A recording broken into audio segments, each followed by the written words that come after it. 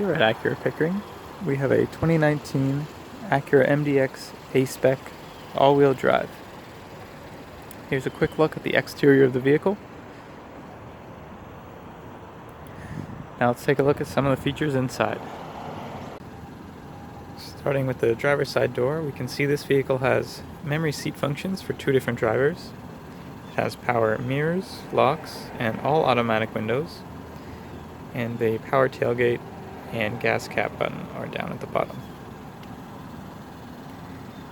This vehicle also has power seating, a sunroof up top. It seats 7 passengers, as it has an extra row in the back. The rear seating has their own climate controls and USB ports as well.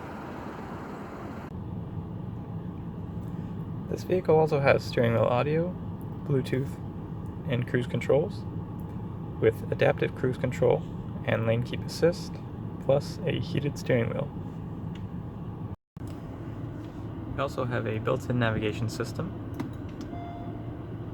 a rear view camera with 3 different viewing modes.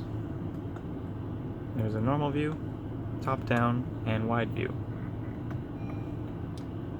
We have AM, FM, and XM radio, a CD player, USB and auxiliary inputs, Bluetooth audio.